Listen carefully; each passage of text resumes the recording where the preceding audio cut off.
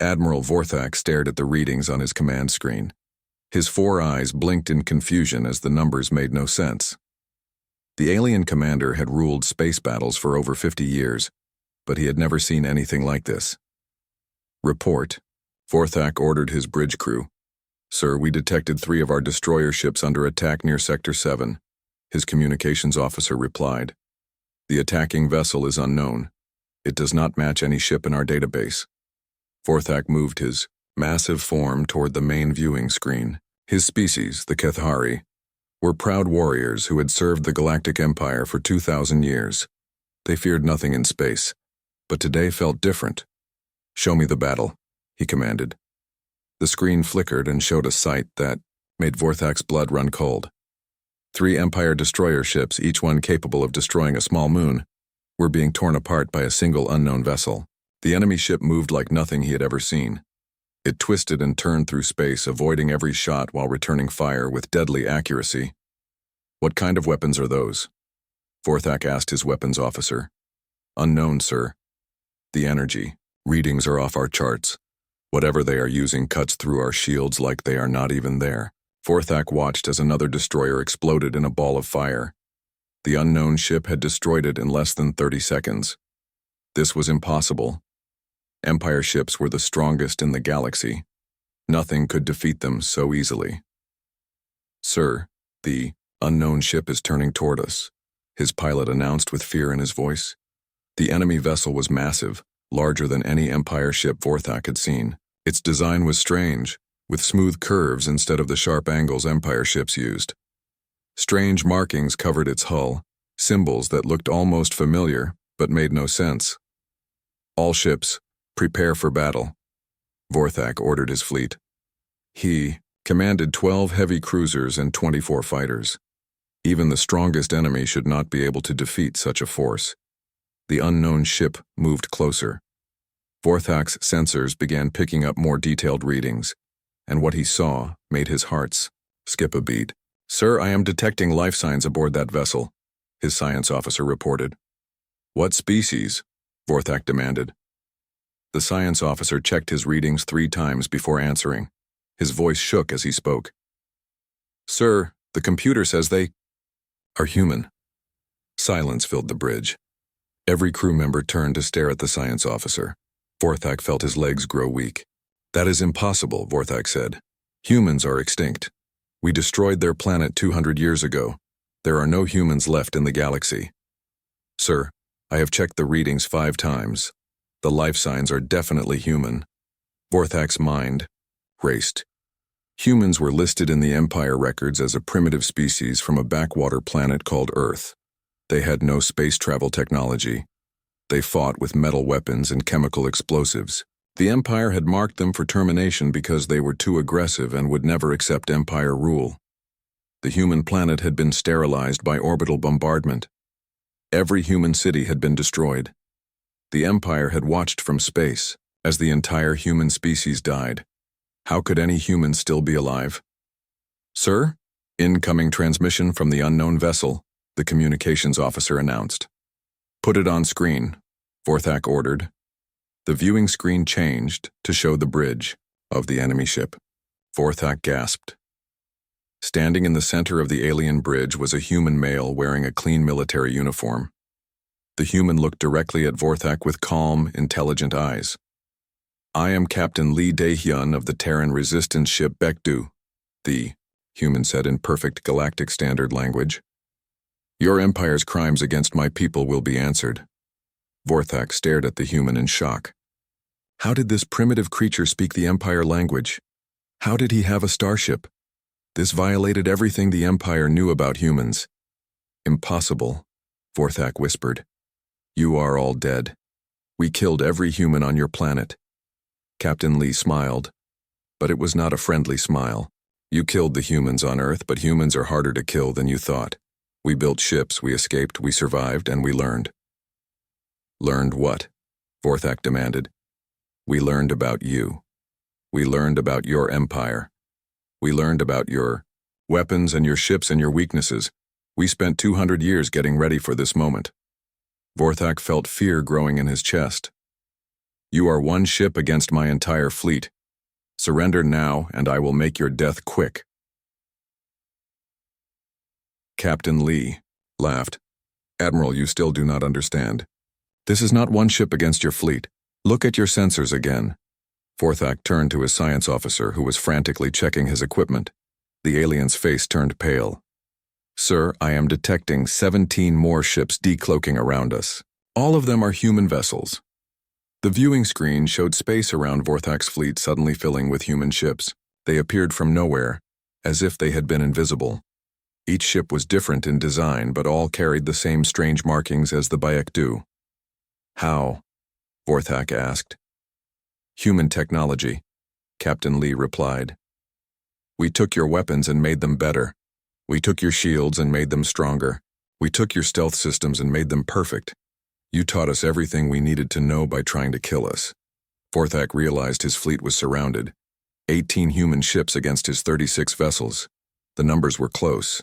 But after seeing what one human ship did to 3 destroyers, he was no longer confident. "What do you want?" Vorthak asked. "Justice," Captain Lee replied. "For 200 years, your empire has believed humans were extinct. Today you learn the truth. Humans survived, humans adapted, and humans remember every wrong done to them." "We followed empire law," Vorthak said weakly. "Your empire law was genocide," Captain Lee said, his voice growing hard. "Today your empire learns what happens when you try to destroy humanity." Captain Lee raised his hand. "All human ships, begin the attack. Show them what 200 years of human anger looks like." The space around Vorthak's fleet erupted in weapons fire. Human ships moved with impossible speed and grace, their weapons cutting through Empire shields like paper. Vorthak watched in horror as his mighty fleet began to fall apart under the human assault. In that moment, Admiral Vorthak understood that everything the Empire believed about humans was wrong. They were not primitive, they were not weak. They were the most dangerous enemy the Empire had ever faced, and they were no longer hiding. Dr. Kim Minho stood in the engine room of the Baekdu, watching his machines work with quiet pride. Around him, the ship's adaptive systems hummed as they analyzed the Empire weapons hitting their hull. Each blast of enemy fire was recorded, studied, and countered within seconds. "Sir, the armor is adapting to their plasma cannons," reported Engineer Yoon Ji-won from her control station. "Hull strength is now at 120% against their main weapons." Minho nodded. This was exactly what he had designed the system to do. Every time an Empire weapon hit their ship, the armor learned how to resist that specific type of damage. After the third hit from the same weapon, the Baekdu became almost immune to it. "Redirect power to the quantum disruptors," Minho ordered. "Let us show them what human engineering can do." On the bridge above, Captain Lee Daehyun watched the battle unfold. The Empire ships were firing everything they had at the human fleet, but their weapons were becoming less effective with each shot. Meanwhile, the human ships were tearing through Empire defenses like they were made of paper. "Sir, Empire Ship Destroyer 7 is trying to escape," Commander Cho Soo-jin reported. From her tactical station, "Let Lieutenant Kang Hyun-woo handle it," Captain Lee replied. In the fighter bay, Lieutenant Kang Hyun-woo climbed into his experimental fighter craft. The small ship was his own design, built using human adaptive technology. Unlike the large warships, his fighter could phase in and out of normal space, making it almost impossible to hit. "Fighter 1 launching," Hyun-woo announced as his ship shot out of the Baekdu's launch bay. The Empire destroyer was massive compared to his tiny fighter, but Hyun-woo was not worried. He had trained for this moment his entire life. His parents had died when the Empire destroyed Earth. Now he would have his revenge. Hyun-woo activated his ship's phase drive. To the Empire sensors, his fighter simply vanished. He could still see the destroyer, but it could not see him. This was the advantage of human dimensional technology. They had learned to step outside normal space while still being able to attack from it. The destroyer's captain fired wildly into empty space, trying to hit a target he could not see. Hyun-woo smiled and activated his quantum torpedoes. The weapons passed through the destroyer's shields as if they were not there, and exploded inside the ship's engine room. The destroyer broke apart in a flash of light. Across the galaxy, in the Empire capital city, Emperor Zephyrian IX sat on his crystal throne, reading reports from the battle. The tall insect-like ruler had commanded the Empire for 300 years. In all that time, no enemy had ever defeated Empire forces so completely. "Bring me the Science Council," the Emperor ordered his servants. Within minutes, the Empire's greatest scientists stood before their ruler. They were all different species, but they shared the same confused and frightened expressions. "Explain to me how extinct primitives are destroying my fleets," the Emperor demanded. Chief Scientist Mordan, a reptilian creature with blue scales, stepped forward. "Your Majesty, we have analyzed the wreckage from the battle. The human technology is unlike anything we have seen." "How different can it be?" the Emperor asked. "They are primitives. They barely had metal weapons when we destroyed their planet." "Your Majesty," another scientist said nervously, "the humans appear to have developed technology that violates our understanding of physics. Their ships can become immune to our weapons after being hit only a few times. Their weapons can pass through our shields without disrupting them. Their fighters can phase out of normal space while still being able to attack us." The Emperor stood from his throne, his compound eyes flashing with anger. "You are telling me that primitives who fought with sticks and stones 200 years ago now have technology superior to ours?" "Yes, Your Majesty," Chief Scientist Mordan replied quietly. "How is this possible?" Dr. Han Yunji would have been able to answer that question. She stood in her laboratory aboard the human command ship, studying recordings of Empire aliens. For 20 years she had analyzed every Empire species, looking for weaknesses that humans could exploit. "The Empire species all evolved from prey animals," she explained to Admiral Parkesian. "Look at their behavior patterns.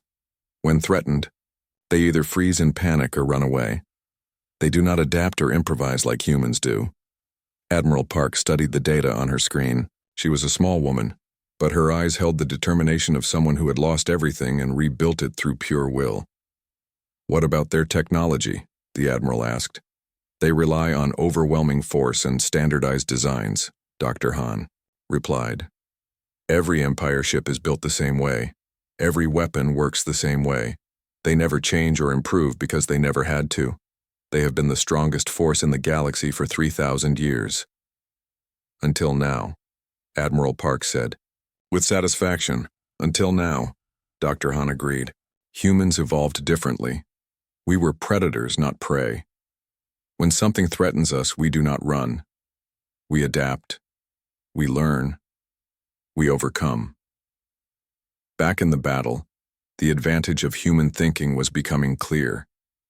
While Empire ships followed standard attack patterns that could be predicted and countered, human ships changed their tactics constantly. No two human ships attacked the same way.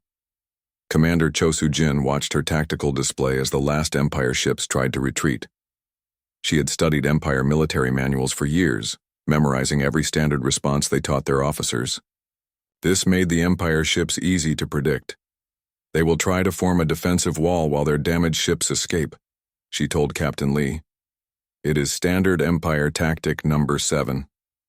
"What do you recommend?" Captain Lee asked. "We split our forces. Half of our ships attack from the front to hold their attention. The other half use phase drives to appear behind them and attack their engines." Captain Lee smiled. "Do it." The human ships moved exactly as Soo-jin predicted. The Empire formation, which had worked perfectly for thousands of years against every other enemy, crumbled in minutes against human unpredictability. As the last Empire ship exploded, Captain Lee opened communications with his fleet. "All ships report status.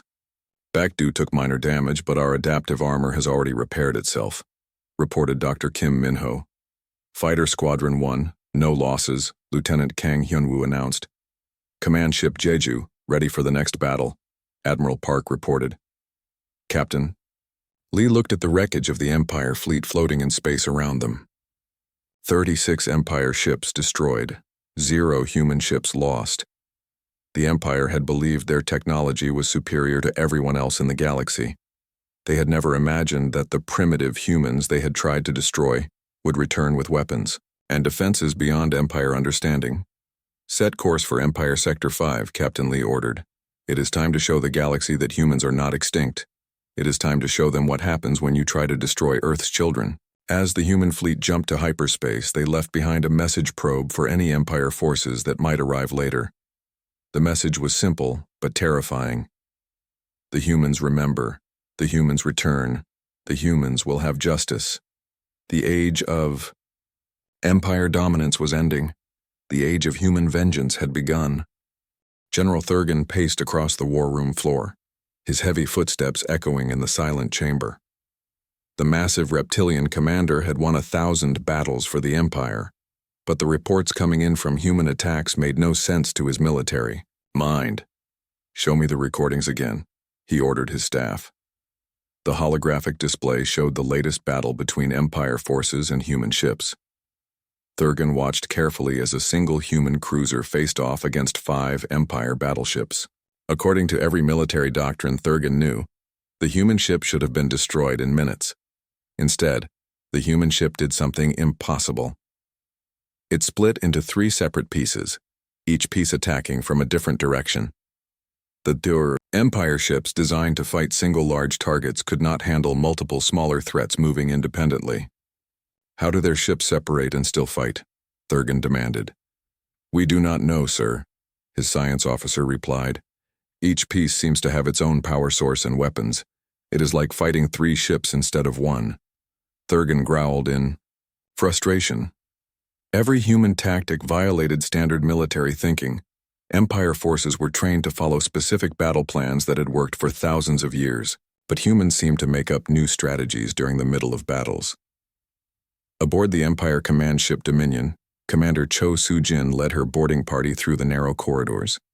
She and 20 human soldiers had used personal phase devices to appear inside the Empire ship without warning.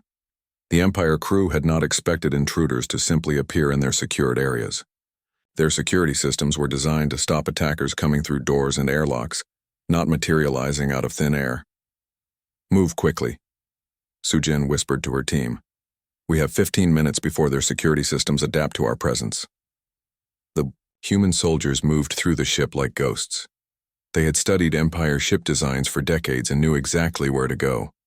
While Empire crews panicked and tried to organize a response, the humans systematically captured key areas of the ship. Colonel Oh Jinsu waited in the ship's main corridor with 5 other soldiers. When Empire security forces came running around the corner, they found the humans waiting for them. The Empire soldiers were trained fighters, but they had evolved from prey animals. When faced with predators like humans, their instincts told them to freeze or run. The human soldiers descended from apex predators had the opposite reaction. They attacked with coordinated precision. The battle was over in seconds. "Bridge secured," Colonel O reported through his communicator. "Engine room secured," another team leader announced. "Weapons control secured," a third voice added. In less than 10 minutes, 20 human soldiers had captured an Empire ship with a crew of 300. The Empire crew had been trained to fight external enemies, not intruders who appeared inside their ship and fought like pack hunters. Dr. Han Yunji studied the captured Empire soldiers in her temporary medical facility. She had spent years analyzing Empire species, but seeing them up close confirmed her theories about their fundamental weaknesses. "Look at their stress responses," she explained to Admiral Park over video communication. "When threatened, their blood pressure drops and their reaction time slows. This is a prey animal response designed to make them less noticeable to predators. But humans respond differently?" Admiral Park asked. "Completely differently," Dr. Han replied. "When humans are threatened, their blood pressure rises, their reflexes quicken, and their thinking becomes more focused. We become more dangerous. When we are in danger, not less." This difference was showing up in every battle between humans and Empire forces. Empire soldiers, when surprised or outnumbered, tended to panic and make poor decisions. Human soldiers in the same situations became calmer and more effective. General Thurgan was beginning to understand this pattern, and it terrified him. He opened communications with his fleet commanders scattered across Empire space. "All ships, new orders," he announced. "Do not engage human forces in close combat. Do not allow them to board your ships. Do not follow standard attack patterns when fighting them. Sir, what should we do instead? One of his commanders asked. Thurgan paused before answering. In his 300 years of military service, he had never faced an enemy that required completely new tactics. I do not know, he admitted. Everything we know about warfare does not work against humans. On the bridge of the Baekdu, Captain Lee Dae-hyun reviewed reports from human forces across the galaxy. In every engagement, the same pattern repeated. Empire forces with superior numbers and firepower were being defeated by smaller human forces using unexpected tactics. Sir, we are receiving a transmission from the Seoul, Communications Officer Park announced. The viewing screen showed Captain Lim Dong-min, commander of the human heavy cruiser Seoul. Behind him, smoke and spark showed that his ship had been in recent combat. Captain Lee, we just finished engaging an Empire supply convoy, Captain Lim reported. 12 cargo ships and 6 escorts, all destroyed with no human losses. Excellent work, Captain Lee replied. What did you learn? The Empire ships were carrying weapons and supplies to their fortress world of Keth Prime. More importantly, we intercepted their communications. They are calling for reinforcements from every sector of the Empire. Captain Lee smiled grimly. This was exactly what Admiral Park had hoped for. The more Empire forces gathered to fight humans, the fewer ships they had protecting their other territories. Send the data to Admiral Park, Captain Lee ordered. She will want to see this. On the command ship Jeju, Admiral Park studied the intercepted Empire communications with growing satisfaction.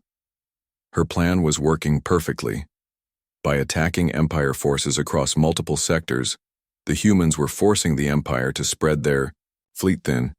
Dr. Han, what is your assessment of Empire morale? Admiral Park asked. Dr. Han checked her latest intelligence reports. They are beginning to panic, Admiral.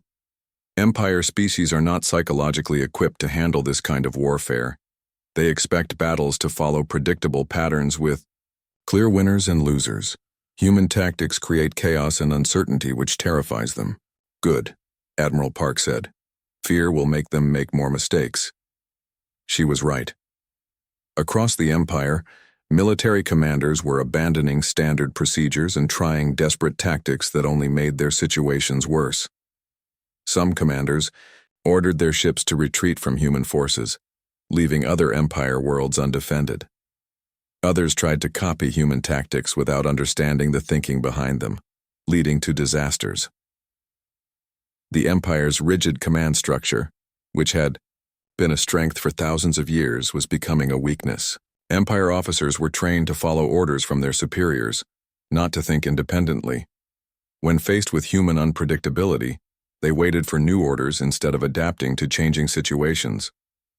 Humans, with their loose command structure and emphasis on individual initiative, could respond to new threats instantly. Every human soldier and ship captain was trained to think for themselves and adapt their tactics as needed. Commander Cho Soo-jin demonstrated this difference during the next boarding operation. When her team encountered unexpected resistance inside an Empire cruiser, she immediately changed their plan without waiting for orders from Captain Lee. New objective, she told her soldiers through their communicators. Forget the bridge. Head for their computer core. We will take their navigation data instead of their ship. The change in plans confused the Empire defenders, who had positioned themselves to protect the bridge. While they scrambled to respond to the new threat, Soo-jin's team secured the computer core and downloaded years of Empire star charts and military codes. When they phased back to the Baekdu, they brought intelligence, worth more than destroying the Empire ship would have been. Excellent improvisation, Captain Lee told Commander Soo-jin.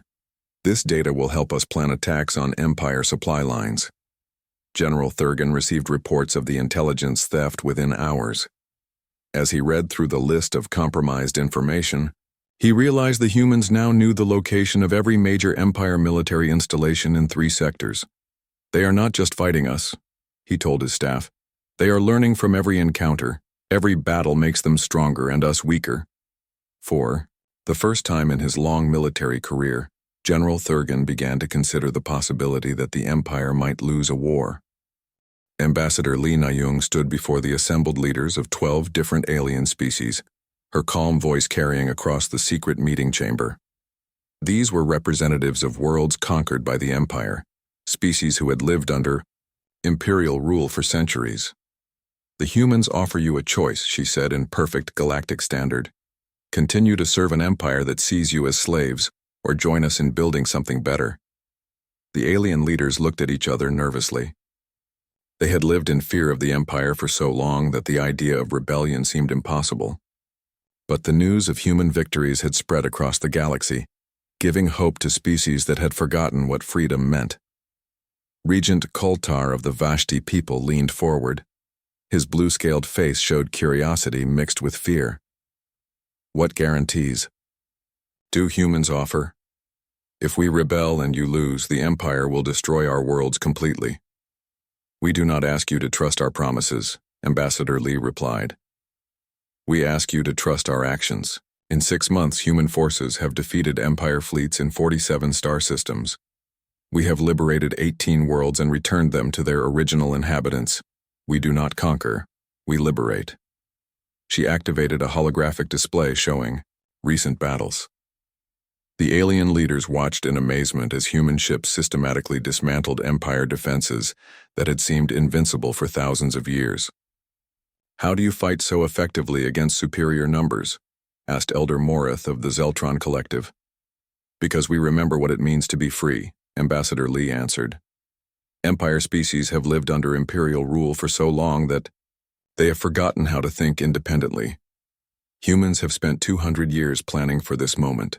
We know exactly how to defeat the Empire because we studied every weakness while hiding in the darkness between stars. On the Empire capital world, Emperor Zephyrian IX read reports of spreading rebellion with growing rage. 7 star systems had declared independence in the past month. Empire tax collectors were being attacked on dozens of worlds. Trade routes that had operated safely for centuries were now too dangerous to use. How many ships do we have available to suppress these rebellions? The Emperor asked General Thurgan. The massive reptilian commander consulted his tactical displays. Fewer than before, Your Majesty. We have lost over 300 ships to human attacks in the past 6 months. Many of our remaining vessels are needed to defend core Empire worlds from human raids. Then pull ships from the outer territories, the Emperor ordered. Your Majesty, if we do that, the humans will simply attack the worlds we leave undefended. They seem to know exactly where our ships are at all times. The Emperor's compound eyes flashed with fury. Then how do you suggest we maintain control of our empire? General Thurgan had been asking himself the same question. Traditional military doctrine said that superior numbers and firepower should defeat any enemy, but humans had proven that doctrine wrong in every engagement. Your Majesty, I believe we need to consider using the ancient weapons. The Emperor grew very still. The ancient weapons had been built by the Empire's founders thousands of years ago. They were planet-destroying devices capable of sterilizing entire star systems. The Empire had not used them in over a millennium, because no enemy had ever required such extreme measures. You believe the humans are that dangerous? The Emperor asked. Your Majesty, the humans are not fighting a normal war. They are fighting a war of ideas. Every world they liberate becomes an example to other conquered species. Every victory they achieve proves that the Empire can be defeated.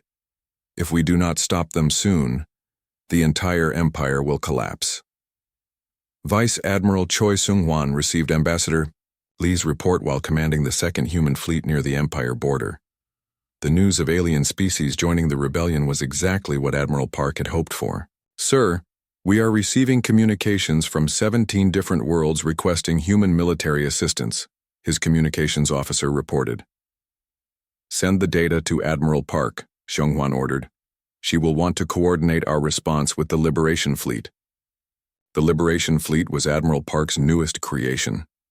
Unlike the warships designed to fight Empire forces directly, these ships carried supplies, weapons, and military advisors for alien species ready to rebel against Imperial rule. Captain Lim Dongmin commanded one of these liberation ships, the heavy cruiser Seoul.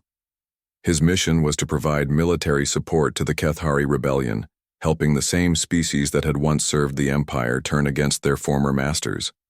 "Captain, we are approaching the Keth Hari homeworld," his navigation officer announced. Captain Lim studied the tactical display. The Keth Hari system was heavily defended by Empire forces, but intelligence reports suggested that over half the Ui population was ready to rebel if they received human support.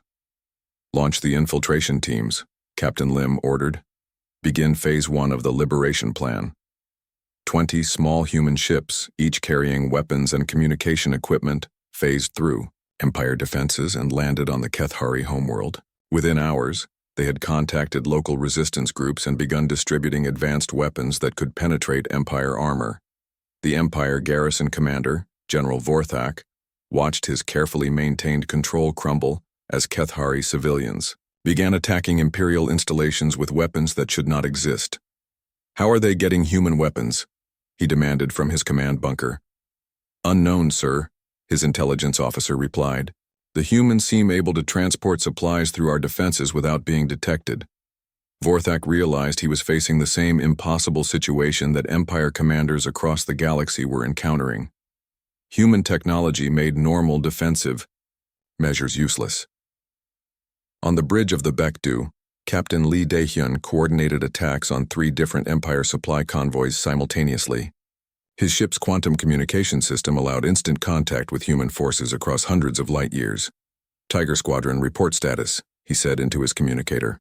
"Supply convoy Alpha destroyed," came the reply from Lieutenant Kang. "Hyunwoo. No survivors, proceeding to target Beta." "Wolfpack, report status," Captain Lee continued. "Empire Fortress Station disabled," reported Colonel Oh Jinsu. "Garrison forces surrendered after we demonstrated our new plasma weapons. Installing Liberation Government now." Captain Lee smiled with satisfaction. The human strategy of simultaneous attacks across multiple star systems was overwhelming the Empire's ability to respond. Every time Empire forces moved to counter one human threat, 3 more appeared elsewhere. "Sir, incoming priority transmission from Admiral Park," his communications officer announced. The main screen showed Admiral Park on the bridge of the Jeju. Behind her, tactical displays showed the positions of human and Empire forces across the galaxy. "Captain Lee, we have received intelligence about Empire movements near their capital system," Admiral Park reported. "They are gathering their remaining fleet for a major offensive against us."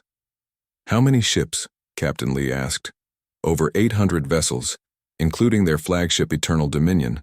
It appears the Emperor has decided to commit everything to destroying us before we can liberate any more systems."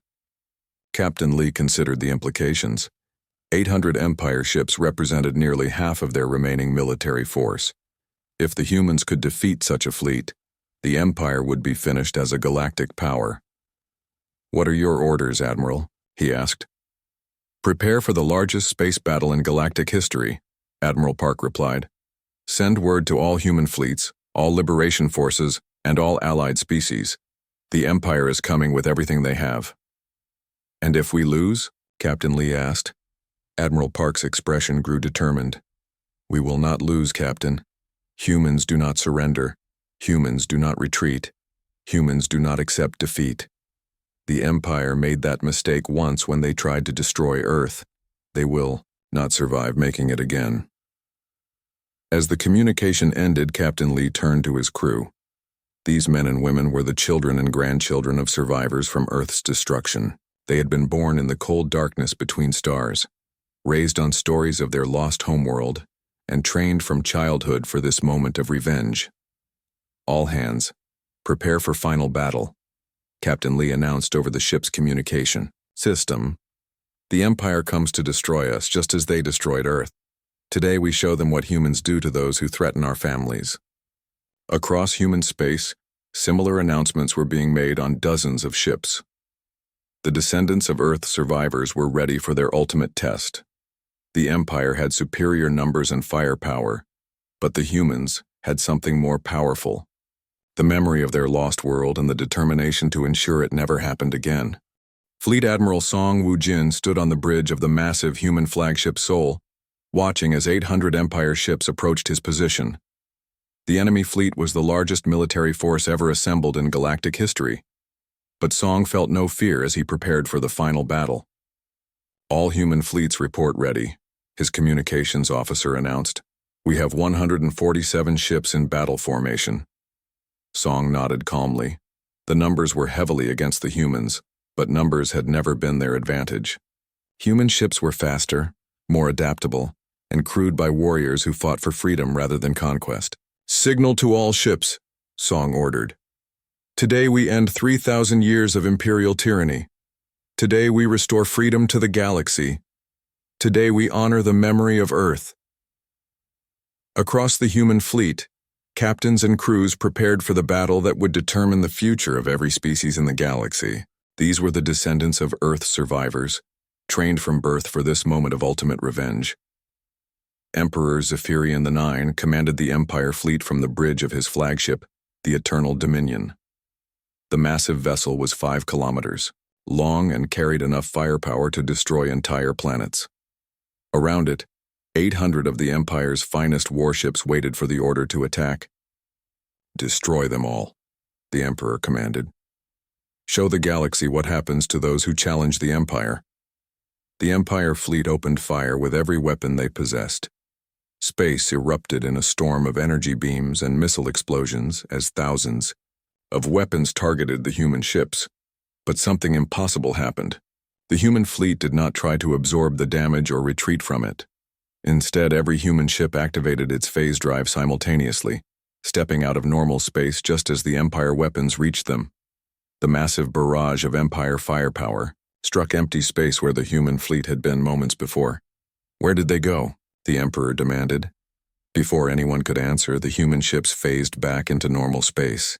But now they were scattered throughout the Empire formation instead of grouped together. 147 human ships suddenly appeared. Inside the Empire fleet, each one surrounded by enemy vessels. Captain Lee Dae-hyun, commanding the Baekdu, found his ship materializing between 2 Empire battleships. Instead of being trapped, he smiled and activated his ship's adaptive weapons system. "All batteries open fire," he ordered. The Baekdu's quantum disruptors tore through the Empire ship's shields as if they were made of paper. Both battleships exploded within seconds of the human ship's appearance. Across the battle space, similar scenes played out as human ships used their superior technology and training to destroy Empire vessels that outnumbered them 10 to 1. Lieutenant Kang Hyun-woo led his fighter squadron through the Empire formation, his small craft phasing in and out of normal space to avoid enemy fire. Each time he appeared, his quantum torpedoes destroyed another Empire ship before he vanished again. "Fighter squadrons, focus on their command ships," Admiral Song ordered over the communication system. "Cut off their ability to coordinate." The human fighters swarmed through the Empire fleet like angry wasps, targeting the communications arrays and command bridges of the larger vessels. Within minutes, the Empire fleet's careful coordination began to break down as ships lost contact with their commanders. President Kim Ura watched the battle from the human command station on a hidden asteroid base. As the elected leader of the Terran resistance government, she had the authority to make decisions that would affect the entire galaxy. "Send the broadcast," she ordered her communications team. Across the galaxy, on every world with communication equipment, President Kim's message began playing. She appeared on screens as a small, determined woman, wearing the simple blue uniform of the resistance government. "Citizens of the galaxy," she began, "today marks the end of the Galactic Empire's reign of terror. For 3,000 years, the Empire has conquered, enslaved, and destroyed countless worlds and species. Today, humanity offers you a different choice." The broadcast showed images of the battle taking place near the Empire capital, where human ships were systematically destroying the Empire's greatest fleet. "We do not seek to replace the Empire with another tyranny," President Kim continued. "We offer partnership, cooperation, and freedom. Every species, every world, every individual has the right to determine their own destiny. This is the foundation of the Galactic Federation that we propose to build together." On 1,000 worlds, oppressed populations watched in amazement as the extinct humans not only survived the Empire's greatest military effort, but seemed to be winning decisively. The tide of battle confirmed their hopes. Emperor Zephyrian IX watched from his flagship as his carefully assembled fleet fell apart under human attacks. His ships were being destroyed faster than his weapons officers could target the enemy. "Activate the ancient weapons," he ordered, desperately. Deep within the Eternal Dominion, systems that had not been used for 1,000 years came online. The ancient weapons were powerful enough to destroy entire star systems, but they took time to charge and could not distinguish between enemy and friendly targets. Fleet Admiral Song detected the energy buildup immediately. "All ships, the Empire, is charging planet-killer weapons. Admiral Park, execute Liberation Protocol 7. Admiral Park, commanding the Liberation Fleet from her flagship Jeju, had been waiting for this moment. "All Allied species ships, begin your attacks now." Across the galaxy, dozens of alien species that had joined the human cause launched simultaneous attacks on Empire installations. The Kethari, the Vashti, the Zeltron Collective, and many others struck at Empire supply bases, communication centers, and garrison forces. The Empire's remaining ships received distress calls from hundreds of worlds at the same time. The Imperial communication network, already damaged by human attacks, collapsed completely under the flood of emergency messages. Colonel Ojinsu led a boarding party onto the Eternal Dominion itself. Using personal phase devices, his soldiers appeared directly on the Empire flagship's bridge while the battle raged around them. Emperor Zephyrian IX turned to face the human soldiers, his compound eyes reflecting shock and disbelief. For 3,000 years, no enemy had ever set foot on an Empire flagship. Now primitive humans stood in his command center. "Impossible," the Emperor whispered. "Nothing is impossible for humans," Colonel O replied. "Surrender your ship and call off your fleet. This war is over." The Emperor looked around his bridge, where his crew stood frozen in fear. Outside, he could see the remains of his once mighty fleet burning in space. 800 ships had been reduced to fewer than 200 in less than an hour of fighting. "I am the Emperor of the Galaxy," he said weakly. "You were," Colonel O corrected.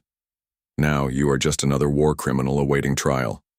Captain Lim Dongmin, commanding the Seoul, watched as the last Empire ships began surrendering.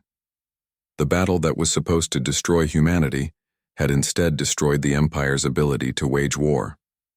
"All human ships cease fire," Fleet Admiral Song ordered. "Accept surrender from any Empire vessel that requests it."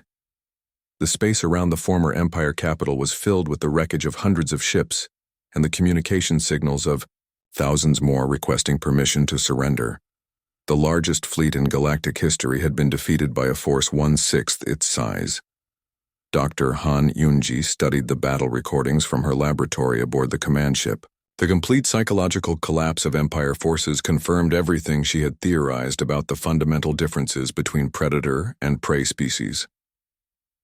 "They never had a chance," she reported to Admiral Park. "Once their rigid command structure broke down, they could not adapt to our tactics. Their prey instincts made them panic and flee instead of fighting effectively."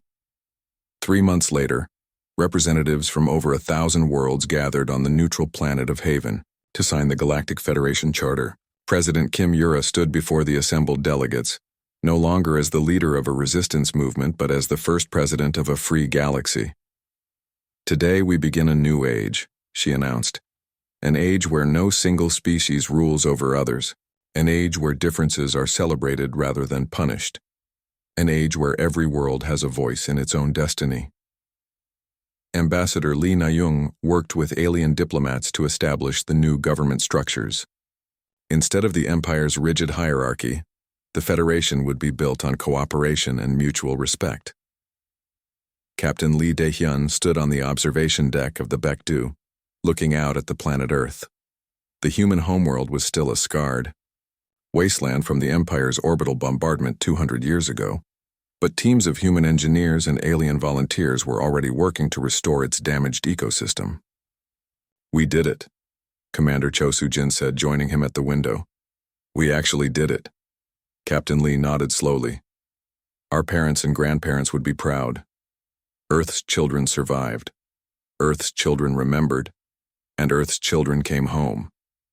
Across the galaxy, Human ships worked alongside vessels from dozens of alien species, not as conquerors but as partners in building something better than the Empire had ever been. Children who had never known freedom played together on worlds that had been enslaved for millennia. The Galactic Empire was dead.